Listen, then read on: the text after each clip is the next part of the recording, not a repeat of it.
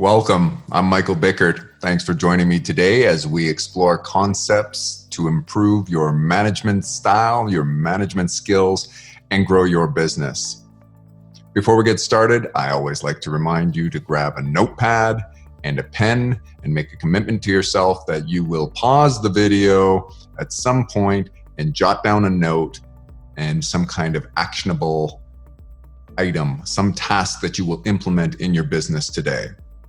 So recently I was engaged in a conversation. In fact, I've been involved in more than one conversation recently in which the notion was put forward that challenged the notion on what was the best sales channel, or think of it as sales strategy, sales model.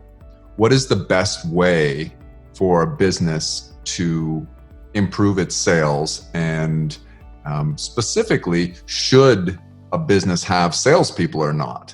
So some of the options that are open to any business owner would be to have a traditional sales team, a salesperson who interacts with customers and sells your product or service to your customer.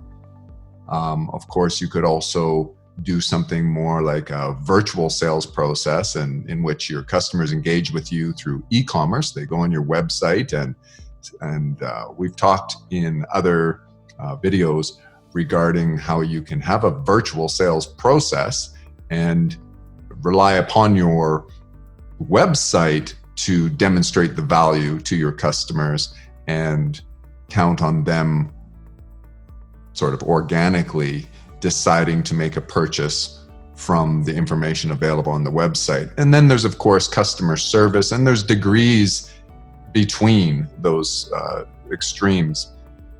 And regardless of whether or not you are starting a business today and considering what is the best way to go about it, or you've been in business for many years, I think it's really worth thinking about and challenging whether or not your sales channel, your sales strategy, your sales model is the best one. And so what do we always have to do in order to analyze these questions? The first thing we have to do is realize what makes business successful, and that is the transaction of value. There's a commensurate value exchange between somebody who has a need and you have a product or service that will fill that need for them, and they want your product or service more than they want the medium of exchange, currency, the money that they're going to exchange for that. And so it all comes back down to value. It's always about value. And so when we're considering whether or not you have the best sales channel, the best mechanism for sales in your business, you have to ask yourself, how does it contribute to the value? And when we think historically of the traditional salesperson role, it's typically in bigger ticket items. And throughout the years, this has changed, I think, a lot. I think it would be hard to argue that the role of a traditional salesperson has diminished over the years. And there's fewer and fewer industries and businesses that are using full-fledged commission-based salespeople. And now it's really seems to be reserved to certainly higher priced items such as automobiles, real estate and new homes, business-to-business sales where there are large transactions, there's big contracts involved. And why is that? You know, back in perhaps the 50s, there were door-to-door traveling salesmen, and we still see there are door-to-door salesmen today, but it is a lost art. It's really going away. It seems like it's dying. And so we have to explore what is the reason for that. And I think it comes back down to value and having to ask whether or not the salesperson is adding value both for the business owner as well as for the customer. And so what has been the traditional role of a salesperson? On one hand, it has been about information, sharing information with a prospective customer. And that's a really valuable thing that is part of the sales process of any sales strategy. People need to be informed to make an informed decision, of course, by definition. So, and people buy from those that they know, like, and trust. So if you have a salesperson, he can start to fill that role of getting your customer to know him and your brand, your company, and like and trust you. And that really lowers the barrier for a prospective customer insofar as they will feel that it's less risky. They feel there's somebody there to stand behind the product for them, somebody they can communicate with. It's very frustrating to purchase a product and then later have an issue and then have nobody that you can communicate with, or no mechanism, no channel through which you can vent your frustration and resolve your concerns. So the sharing of information is one major thing, and that a role that salespeople have historically filled. And of course, in the information age, that is becoming decreasingly important for a person to do, because there are different ways that we can share information. In a virtual sense, we can do it online through videos and copy that's on your website, the text that a person can read. And there's all sorts of ways of doing that. And so consumers are entering into the sales process, into the sales journey, the funnel that we've talked about in other videos, with a lot more information already. And so if you are relying strictly on a salesperson, or rather, if a salesperson is relying or pinning all his success on sharing of information, that it's going to be something that is less and less necessary, because customers are coming in with more and more information that they can pick up on their own. And the other part is the consultative nature of a salesperson, to advise, to give advice. And there are still a lot of situations and environments and contexts where that is still valuable, but you have to look at your business and ask yourself whether or not that is something that your customers are gleaning value from. And of course, just because your business relies on a human being to communicate information as well as give a consultative advisory role to your customers, doesn't mean you have to have a traditional salesperson. More and more businesses are choosing customer service reps to fill that role. And what is the difference? I guess you'd have to define that in some way. And that might be your customer service rep is only available via telephone or through some virtual communication, or it may be that it is a non-commissioned person who's maybe by one person's definition a sales rep, and another person's definition is a customer service rep. And I think of, say, the Apple Store, where they have the geniuses. And are those really salespeople? They may be influential, and they may be able to help advise you and give you information that in effect closes a sale, but they don't think of them as salespeople. The customers don't think of them as salespeople. And I don't think that Apple markets them, and certainly doesn't market them, but thinks of them as salespeople. They're not paid first and foremost for their power of persuasion. I want to be clear here that lest my comments be seen as disparaging to anyone who makes their living in professional sales, as I have for a good part of my career, I think it's an incredible skill that will never go away. It's very scarce. The art of persuasion, the power of influence, will always be a very valuable skill regardless of what you do. But the traditional commissioned sales role is probably something that is on its way out. And I don't know how many more years and how many more industries per year will be casualties to that, or how many salespeople will find themselves as casualties within their specific industries and have to move on to a different industry that still needs commissioned salespeople.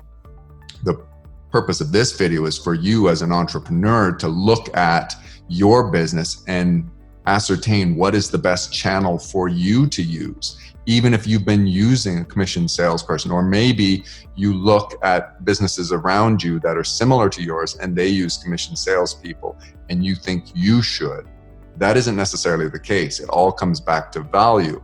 And the perhaps most expensive part of a sales transaction can be the human component, having to pay a person, a salesperson. That is why I think you'll find that it is those items which are higher ticket, higher price, that still justify and can add value commensurate to the overall transaction, that makes sense to involve a person who is paid for performance in terms of sales. I mean, if you are selling something that's $100,000 and that person is paid several $1,000s or $1,000 or whatever it has to be, then when you look at that for closing the sale, that is a very small percentage of the overall cost of the transaction. But if you were selling something that cost $50, how much could you afford to pay commissioned salesperson? How many of those items would they have to sell? So that's why I think it's logical that it's the higher ticket items that still have salespeople. But the concept is that is a pricey part of the equation, and it comes back to what we started with, which is the value. Do they add value? Do they add value to you and your business by conquesting more customers and retaining more customers for you? And do they add value to your prospective customers, to your customers? Do they improve the convenience for your customers? Do they improve the customer experience? Do they improve the price? Probably not. Do they improve the quality of the product or service? And I think that's also a probably not. It comes down to that a traditional salesperson is probably more about the customer experience than any of those four ways that they add value. And you have to ask yourself, when you're evaluating what is the best sales channel for your business, how can you improve your customer experience? Do you require a human being? And certainly whether or not that human being is paid on commission or paid for performance needs to be evaluated when you consider the customer experience. Or could you do it another way, through a customer service rep, through some more virtual, low marginal cost of replication methods, such as video, copy and text and images on a website. As you make this determination, it really comes down to, does your sales channel mechanism add more value than it costs you? It's about expense control so that you can offer value to your customers. And I have recently in these conversations asked people, think to the last thing you bought that involved an actual salesperson, where you're engaged with a salesperson. And then I always ask, what value did he or she bring to the transaction? And I'm not asking in that instance whether or not the person was a nice guy or whether they were friendly. I'm asking, what value did they bring to the overall transaction? Could you have engaged in this transaction without them? Would you have got more, less, or the same value in finalizing the transaction without that person's involvement? And it's been a little bit surprising to me how many people are saying, actually, we didn't need the salesperson. When you put it that way, even though I may have purchased from that same salesperson several times, if I had a mechanism through which I could have just engaged in the sales process, I'd already went in with my mind made up, or I already went onto the website. I knew what I wanted. I did my own research. And in those instances, people are giving me feedback that often the salesperson did not add value. And so these are the questions you have to look at when you're determining your sales channel, your sales process. How are you going to engage with your customers? What is going to add value for them and what isn't? And when it comes to the human component, how are you going to pay that person? Is it pay for performance? Is it fair to pay them based on commission? Or should it be an hourly wage or perhaps a salary? And what are you looking for when you have to recruit somebody for that role? This is really important information. Are you looking for someone who has a real strong power of persuasion? In my earlier example of Apple, I said, I don't think that's what they're looking for in that case.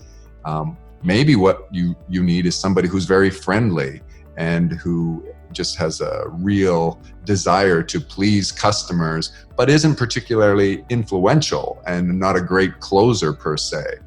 That might be the case. Or you might be in a different industry that really requires the power of influence. I just think that as we continue to advance in the information age and people have so many options for getting information and making a knowledgeable decision, it's becoming more and more available for people to close transactions on their own and make their own decision and do it on a website. So you should ask yourself, can you start to transition toward that in the name of expense control? Times are tough for a lot of businesses, and you want to make sure that you are managing your expenses the best way you can. Remember, we've also talked about the importance of aligning stakeholder objectives through incentives. So making sure that all your stakeholders, and that would include any human being that's part of your sales channel, your sales strategy, has an alignment of objectives with both you as an owner as well as the customers. There's got to be congruence throughout all of that. So look for ways that you can align those objectives. Ask yourself, what is it that your customer wants? And it always comes back to those four areas of value, of adding value. How can the person, the other stakeholder, your salesperson, your customer service rep, how can they add value? How can they improve the customer experience, improve the convenience that the customer experiences? And how can they contribute to quality? Maybe they have a feedback mechanism with the customer and with you, and they are involved in innovation and sitting down with you and making improvements, that kind of thing. And how do they impact price? We've already said this can be one of the highest expenses in the overall cost of sale. So you have to look at all those things and align the objectives. Figure out ways that you are paying that make sure that everybody wants the same thing. Everybody wins when a particular objective is accomplished, which is the transaction, the sale of the product or service. I think this isn't a really easy thing to wrap your head around and make a decision on. This is a major decision for the business. And so you have to look at this. And you might notice I'm really struggling with this topic today because I can see both angles and both sides of it. And it depends so much on what kind of business you run. And maybe it's really clear. If you don't think this is difficult, then you probably have a very obvious business that you're on one part of the spectrum in terms of the price and what you offer. And you don't have to make the decision of whether or not to involve human beings in the sales process or customer sales reps, commission. You're not making those decisions. But when you are facing that as an alternative, then it really takes some time. You've got to spend some time and ask yourself. My inclination is to advise you to find ways of going around that. I just think that we're headed in a direction in terms of the way that people engage for products and services these days, that they prefer to make educated decisions, to research things on their own through ratings and reviews and information about the product, all that kind of thing. And then make their own decision. And so if you can set up your sales channel, your sales process to promote that and to enable that, you're probably going to lower your expenses and thereby be able to affect pricing without affecting your profit margins and add more value. And that's what it becomes all about. Of course, the best case scenario is when your sales channel, your primary salespeople, the primary people out there advising and closing customers, prospective and conquesting new customers for you, are your customers themselves. And so figure out what you can do to set up a situation where you have an army of people referring to you and sending more prospective customers your way. And that again comes through great customer experience, convenience, great quality product or service, and excellent pricing. And then you'll have a great sales team that doesn't cost you money. It's all about the cost of acquisition, of customer acquisition. And so we got to look at ways to drive the cost of customer acquisition down. This was a really difficult one for me to talk about today. I was stumbling on my words and really sort of frustrated in trying to articulate my thoughts. This is probably something that we should discuss as an interview type situation with various businesses that are having to make this decision. And maybe we talk with some that are very successful using commission salespeople and others that have transitioned away from it.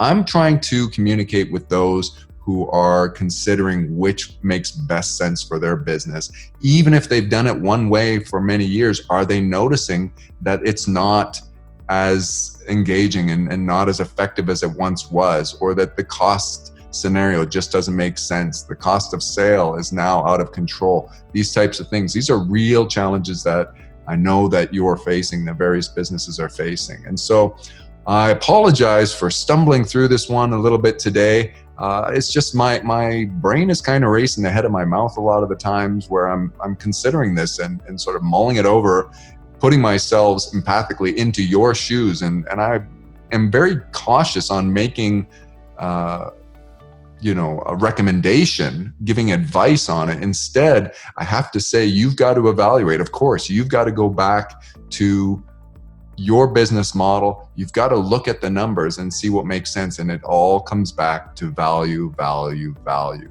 What are you doing to add value to your customers? And will your sales rep, your customer service rep, whatever your marketing channel is, and sales and marketing are not the same thing, by the way, there's some overlap there. So I should say, whatever your sales channel is, are those things contributing more value than they're costing the sale? So I hope you got something out of this and you can implement something. Go back and evaluate this. Please put something in the comment. If you're interested in being interviewed and talking, maybe getting some one-on-one advice, then reach out to us. We'd love to do that. Put something in the comments. We can record a video that others could benefit from. I'm interested in your comments. I'm interested where you think that the world is headed in terms of the sales process. And is it all going to be virtual in the future? Is it all going to be buy online, or will there be a resurgence of the art of persuasion through human being salespeople? I'm interested in your comments. Let's learn from one another. Perpetual refinement.